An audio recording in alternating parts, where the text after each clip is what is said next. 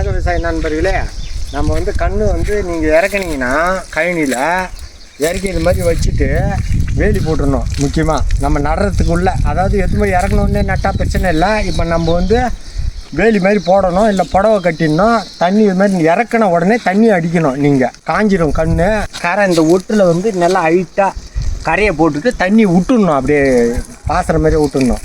கன்று வந்து சாவாது. நம்மளுக்கு ஏதாவது ஒரு மாதம் வரைக்கும் வச்சுருக்கலாம். இது வந்து நண்பர் வந்து ஒரு 230 கொடுத்தாரு. எவ்வளோ கன்று வாங்கினீங்க? நாங்கள் வந்து 6000 கன்று வாங்கினோம். 13,800 இப்போ நாங்கள் காசு கொடுத்துட்டு வந்துட்டோம்.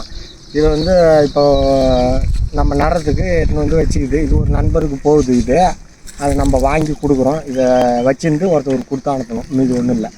நம்ம சேனலில் எல்லாத்தையும் போட்டுக்கிறோம். கொஞ்சம் தவறாமல் பாருங்கள். இந்த சவுக்கண்ணை பற்றி, குண்டுமல்லி பற்றி எல்லாத்தையும் சப்ஸ்கிரைப் பண்ணுங்கள். நன்றி, வணக்கம்.